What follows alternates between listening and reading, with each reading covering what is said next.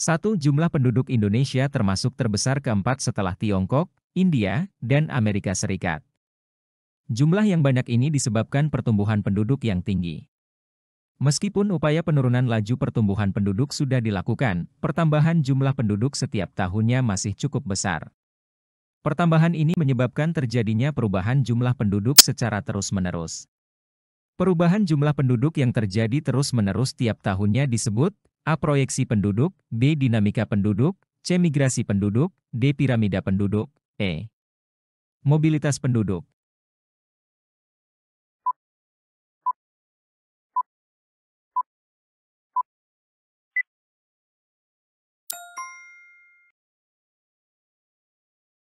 Dinamika penduduk mengacu pada perubahan-perubahan dalam jumlah, komposisi, dan distribusi penduduk suatu wilayah dalam kurun waktu tertentu. 2. Dinamika penduduk selalu mengalami perubahan setiap waktu. Dinamika penduduk dipengaruhi faktor natalitas, mortalitas, dan migrasi. Berikut ini yang merupakan faktor antinatalitas adalah A. Pembatasan tunjakan bagi anak, B. Meningkatnya pernikahan usia muda, C. Anggapan banyak anak banyak rejeki, D. Anak laki-laki sebagai penerus keturunan, E. Keinginan memiliki anak dengan jenis kelamin berbeda.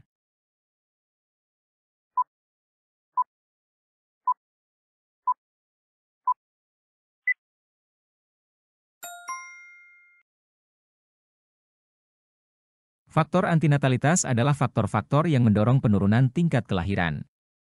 Dalam hal ini, pembatasan tunjangan bagi anak dapat mempengaruhi keputusan untuk memiliki anak.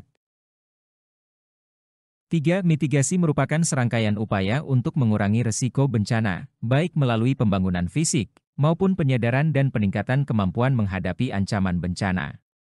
Ikut serta dalam kegiatan pelaksanaan mitigasi bencana merupakan salah satu bentuk A. Kewajiban masyarakat terkait penanggulangan bencana, B. Hak masyarakat terkait penanggulangan bencana, C. Hal yang boleh dilakukan atau boleh juga tidak dilakukan oleh masyarakat, D. Imbauan pemerintah terhadap masyarakat terkait penanggulangan bencana, E. Partisipasi aktif masyarakat terkait penanggulangan bencana.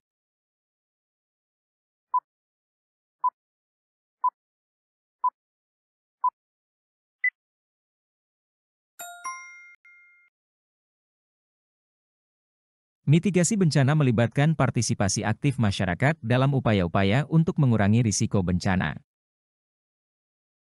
4. Angka kematian bayi menggambarkan jumlah kematian bayi dari setiap 1.000 bayi yang lahir hidup pada periode tahun tertentu. Salah satu cara untuk menurunkan angka kematian bayi adalah A. Melakukan pemantauan gizi bayi oleh tenaga kesehatan selama 3 bulan sekali, B. Menyelenggarakan pendidikan informal mengenai kesehatan ibu dan anak, C. Mengadakan imunisasi bayi yang hanya diadakan di rumah sakit, D. Melakukan pemungutan biaya dalam program KB, E. Menganjurkan proses persalinan kepada dukun beranak.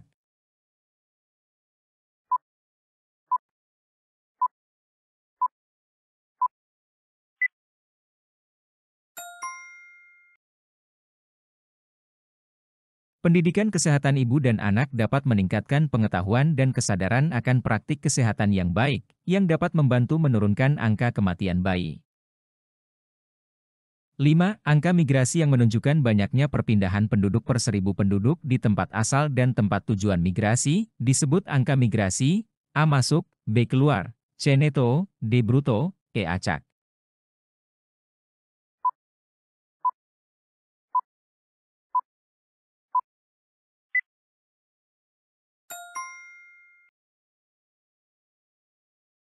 Angka migrasi neto mengukur perbedaan antara jumlah penduduk yang masuk dan jumlah penduduk yang keluar dari suatu wilayah, dalam perbandingan dengan populasi total di wilayah tersebut. 6. Kearifan lokal merupakan kekayaan budaya setempat yang mengandung kebijakan hidup, pandangan hidup, way of life, yang mengakomodasi kebijakan, wisdom, dan kearifan hidup. Kearifan lokal yang berhubungan dengan sistem irigasi pertanian dengan menjaga keseimbangan dan keharmonisan antar manusia, alam dan Tuhan sebagai pencipta alam semesta, dan berasal dari Bali adalah A. Subak, B. Nyabuk gunung, C. Mitracai, D. Tanah ulen, E. Tolai.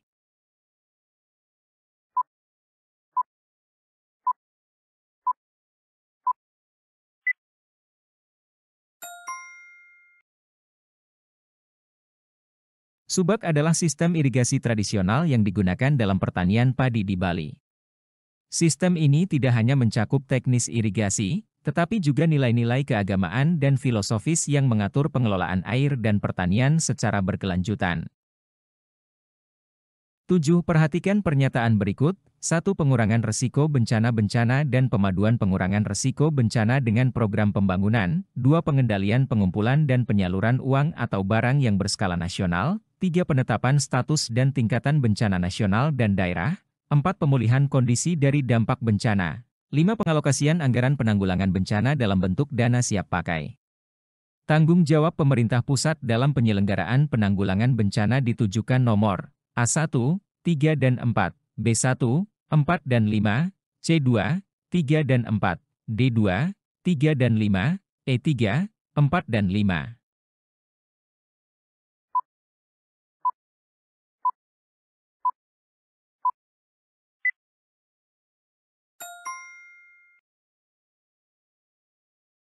Tanggung jawab pemerintah pusat dalam penyelenggaraan penanggulangan bencana, sebagaimana tercantum dalam pernyataan yang diberikan adalah nomor 1, 4 dan 5. 8. Pak Anton merupakan pensiunan pegawai swasta pada salah satu industri otomotif di Kota Tangerang. Selama 30 tahun ia bekerja sebagai teknisi pada industri tersebut. Setelah pensiun Pak Anton menghabiskan masa tuanya di tanah kelahirannya. Migrasi penduduk yang dilakukan Pak Anton adalah A. Imigrasi, B. Emigrasi, C. Urbanisasi, D. Ruralisasi, E. Transmigrasi.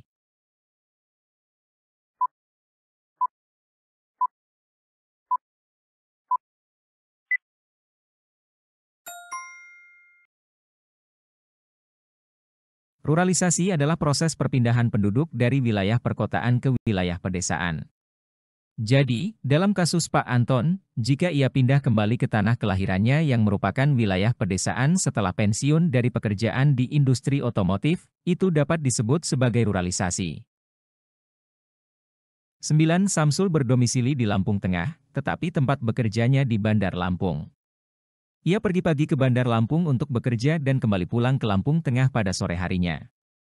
Bentuk mobilitas yang dilakukan adalah A. Sirkulasi, B. Komutasi, C. Stayers, D. Movers, E. Permanen.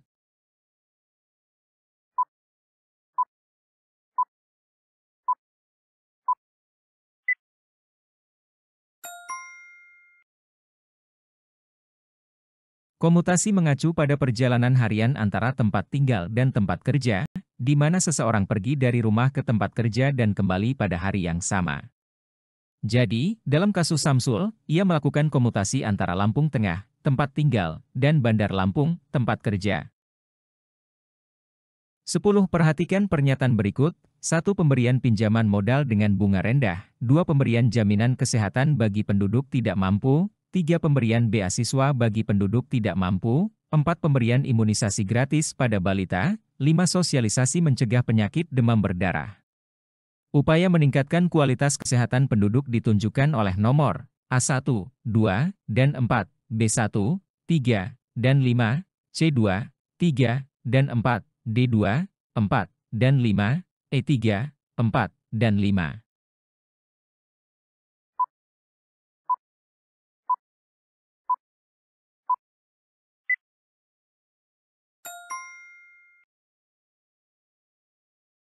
Upaya meningkatkan kualitas kesehatan penduduk termasuk dalam pernyataan 2, 4, dan 5, yaitu pemberian jaminan kesehatan bagi penduduk tidak mampu, pemberian imunisasi gratis pada balita, dan sosialisasi mencegah penyakit demam berdarah.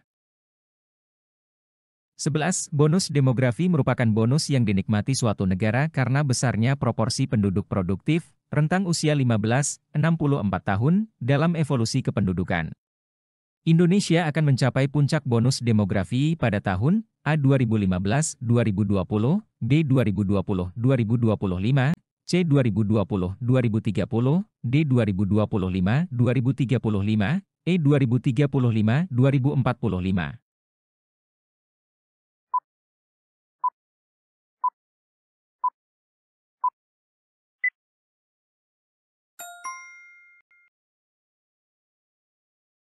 Bonus demografi terjadi ketika jumlah penduduk usia produktif 64 tahun, lebih tinggi daripada jumlah penduduk usia tidak produktif, di bawah 15 tahun dan di atas 64 tahun. Indonesia diperkirakan mencapai puncak bonus demografi antara tahun 2020 hingga 2030. 12. Perhatikan pernyataan berikut. 1. Memicu terjadinya eksploitasi berlebihan terhadap lahan pertanian. 2. Meningkatkan aktivitas industri dan rumah tangga yang tidak ramah lingkungan. 3. Membuka lapangan pekerjaan yang lebih banyak. 4. Menurunnya jumlah penduduk dan rendahnya kualitas penduduk yang tidak merata. Dampak negatif yang muncul akibat ledakan penduduk ditunjukkan nomor A1 dan 2, B1 dan 3, C1 dan 4, D2 dan 3, E2 dan 4.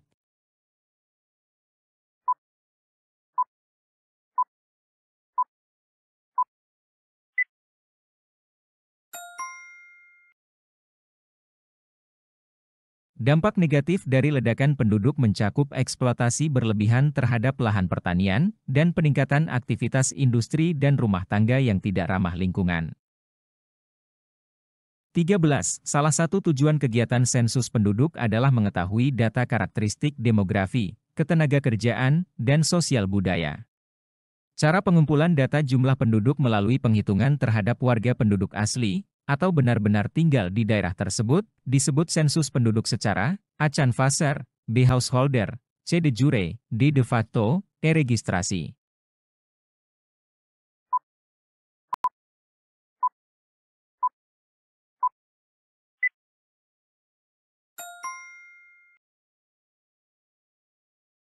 Sensus penduduk secara de jure mengumpulkan data berdasarkan penduduk yang memiliki status hukum tetap atau resmi di daerah tersebut, termasuk orang yang mungkin tidak tinggal di daerah tersebut pada saat sensus dilakukan. 14.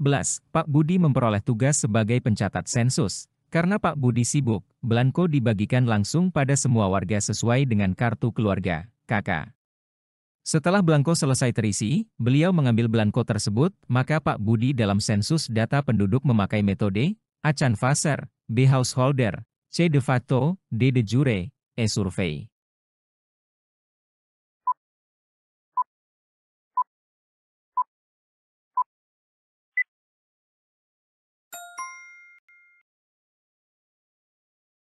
Dalam metode ini, belangko sensus diberikan kepada kepala keluarga, householder, untuk diisi oleh anggota keluarga dan dikembalikan kepada petugas sensus setelah terisi. 15. Berikut ini yang bukan termasuk pengelolaan data kependudukan dengan komputer adalah A. Entry data atau perekaman data, B. Validasi data, C. Penggabungan data, D. Pengelompokan data, E. Pencetakan laporan.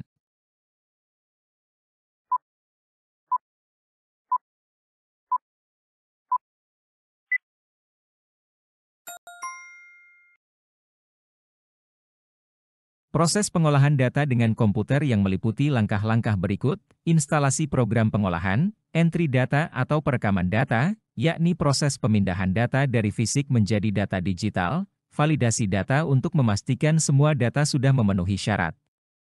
Backup data adalah proses duplikasi file komputer pada berbagai macam media penyimpanan untuk pengamanan data. Restore digunakan untuk melakukan proses pergantian pangkalan data, database, yang rusak korup yang digantikan.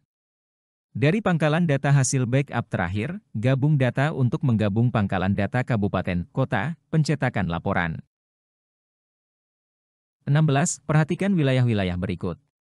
Sebaran daerah rawan bencana gunung meletus yang berada di Sirkum Pasifik ditunjukkan angka A1 dan 2, B1 dan 3, C2 dan 3, D3 dan 4, E4 dan 5.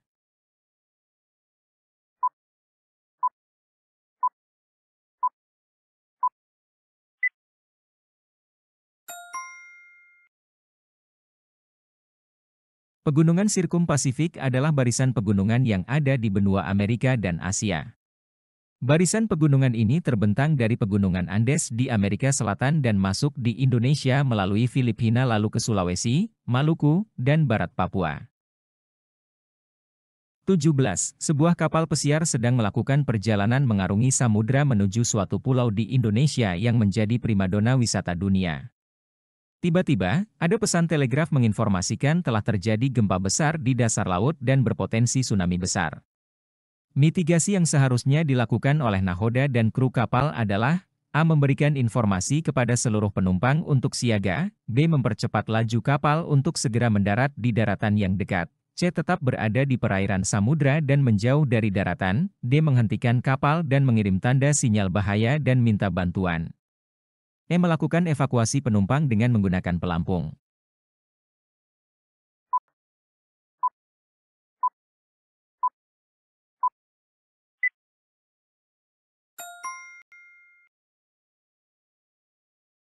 Mitigasi bencana merupakan serangkaian upaya yang dilakukan untuk mengurangi dampak risiko terjadinya bencana.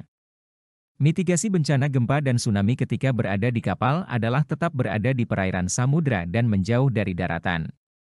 Hal ini dikarenakan gelombang tsunami bersifat lebih destruktif ketika menghantam pantai sehingga kapal lebih aman tetap berlayar dan terapung di tengah lautan.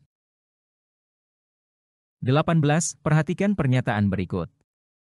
1. Sebagian besar penduduk berusia kurang dari 20 tahun, 2. Angka kelahiran lebih kecil daripada angka kematian, 3. Pertumbuhan penduduk tinggi, 4. Beban ketergantungannya tinggi, 5. Beban ketergantungannya rendah. Karakteristik piramida penduduk muda ditunjukkan nomor A1, 2, dan 3, B1, 3, dan 4, C1, 3, dan 5, D2, 3, dan 4, E2, 4, dan 5.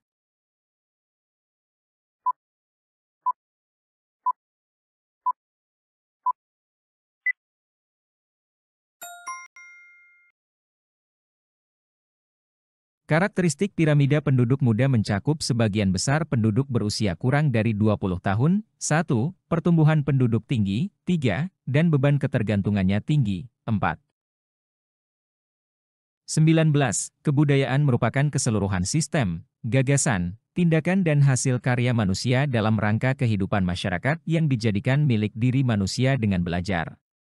Definisi kebudayaan tersebut dikemukakan oleh A. Koen-Jaraningrat, B. Parsudi Suparlan, C. Haviland, D. Herskovits, E. Ralph Linton.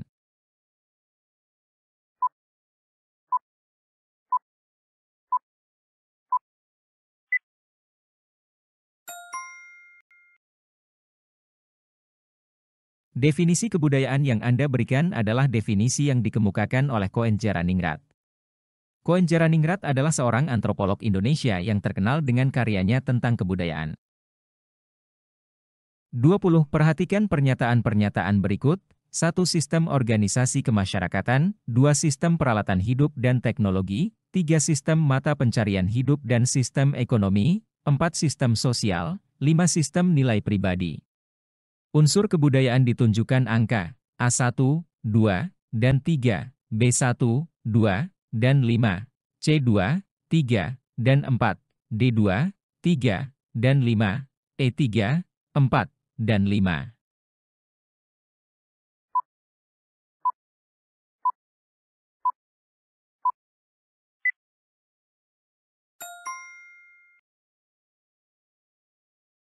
Unsur-unsur kebudayaan yang tercantum dalam pernyataan tersebut adalah sistem organisasi kemasyarakatan, 1. Sistem peralatan hidup dan teknologi, 2. Serta sistem mata pencarian hidup dan sistem ekonomi, 3. 21. Keberagaman budaya di Indonesia dipengaruhi beberapa faktor, salah satunya kondisi geografis wilayah setempat. Keadaan geografis yang mempengaruhi sistem mata pencarian setempat adalah A. Rumah adat suku Baduy dibuat tinggi seperti rumah panggung menyesuaikan kontur tanah, B. Pola permukiman penduduk di pegunungan tersebar pada daerah datar, C. Penduduk yang tinggal di wilayah pesisir pantai bermata pencarian sebagai petani garam, D. Tari perang suku Papua dengan tari perang suku Nias Selatan berbeda, E. Rumah panggung tradisional suku Sakai di Riau dibangun untuk menghindar dari ancaman hewan buas.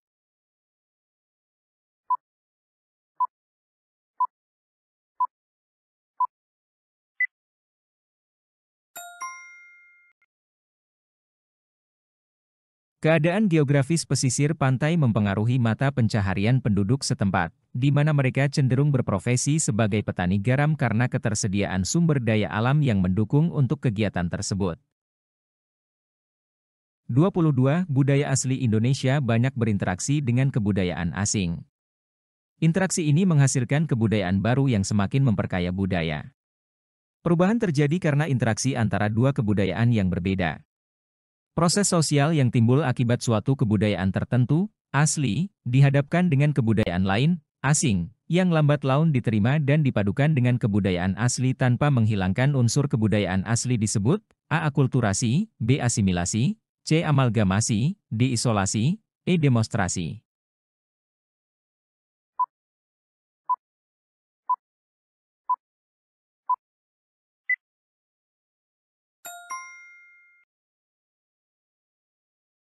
Akulturasi adalah proses sosial yang terjadi ketika dua budaya yang berbeda saling berinteraksi, menghasilkan kebudayaan baru yang menggabungkan unsur-unsur dari kedua budaya tersebut tanpa menghilangkan identitas budaya asli masing-masing. 23. Salah satu unsur kebudayaan adalah bahasa. Ada banyak bahasa daerah di Indonesia, sekitar 1.100 bahasa daerah ditemukan di Indonesia. Sementara itu, di dunia ada 6.000 bahasa daerah. Rumpun bahasa di Indonesia secara tipologis dibedakan menjadi rumpun bahasa, A. Melanesia dan Kaukasia, B. Austronesia dan Papua, C. Austronesia dan Melanesia, D. Papua dan Polinesia, E. Melayu dan Polinesia.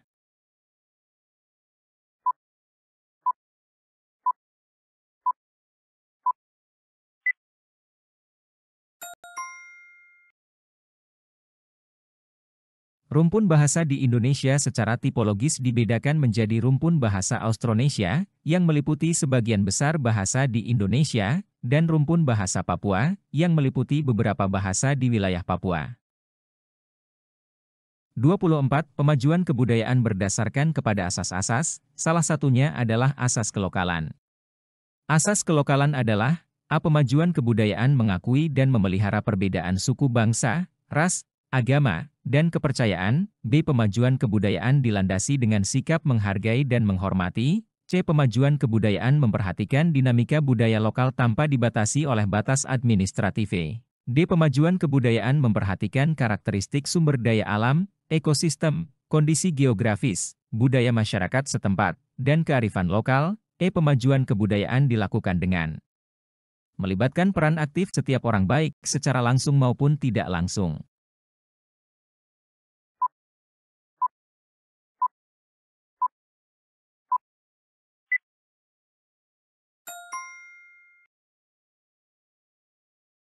Pemajuan kebudayaan memperhatikan karakteristik sumber daya alam, ekosistem, kondisi geografis, budaya masyarakat setempat, dan kearifan lokal.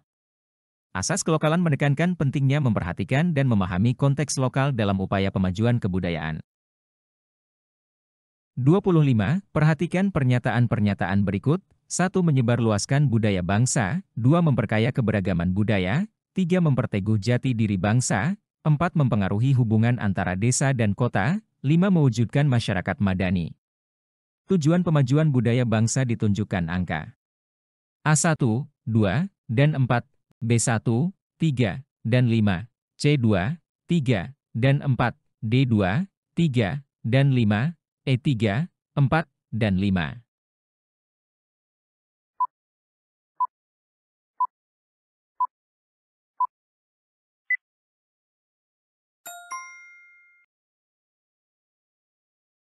Tujuan pemajuan budaya bangsa mencakup memperkaya keberagaman budaya, 2, memperteguh jati diri bangsa, 3, dan mewujudkan masyarakat madani, 5.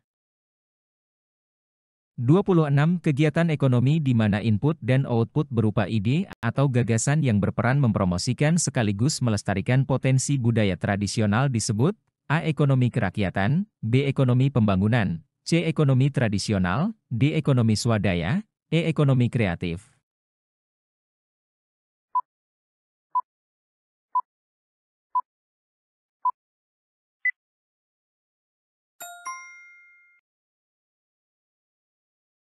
Ekonomi kreatif mencakup kegiatan ekonomi di mana input dan outputnya berupa ide atau gagasan yang berperan mempromosikan sekaligus melestarikan potensi budaya tradisional.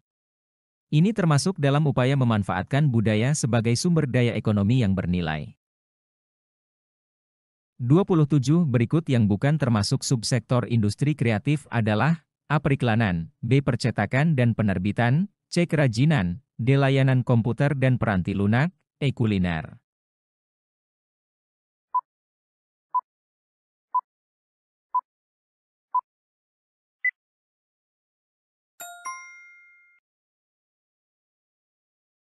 Industri adalah seluruh kegiatan yang berkaitan dengan proses yang menghasilkan barang maupun jasa untuk didistribusikan secara massal kepada masyarakat.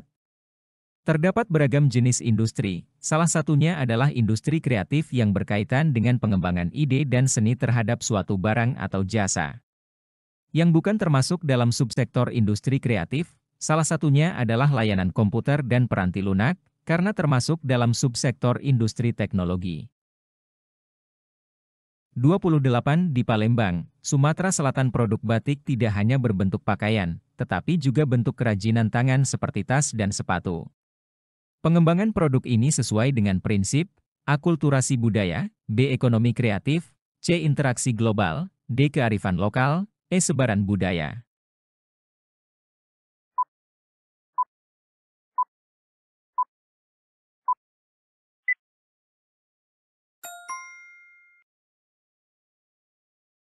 Prinsip ekonomi kreatif mencakup pengembangan produk-produk yang berbasis pada keunikan budaya dan kreativitas, seperti dalam hal ini pengembangan produk batik Palembang yang tidak hanya sebatas pakaian tetapi juga kerajinan tangan lainnya seperti tas dan sepatu.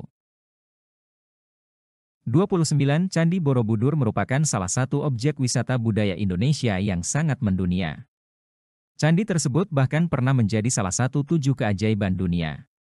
Candi Borobudur merupakan objek wisata budaya dalam kategori pengembangan wisata, A. Sejarah dan religi, B. Tradisi dan seni budaya, C. Kuliner, D. Spa, E. Perdesaan dan perkotaan.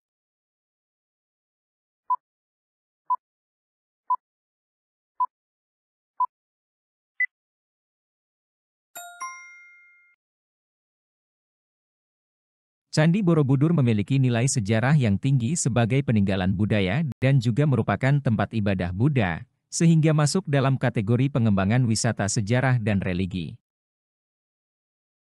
30 Globalisasi merupakan proses interaksi dan integrasi antara manusia, perusahaan, dan pemerintah dari berbagai negara, yang didorong oleh perdagangan dan investasi internasional dan dibantu oleh teknologi informasi.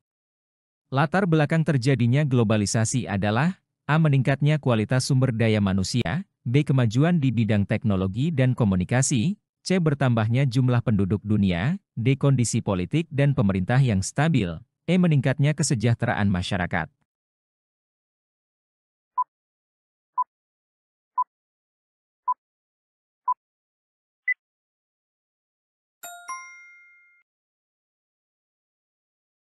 Globalisasi didorong oleh kemajuan teknologi informasi dan komunikasi, yang memungkinkan interaksi dan integrasi yang lebih cepat dan efisien antara manusia, perusahaan, dan pemerintah dari berbagai negara.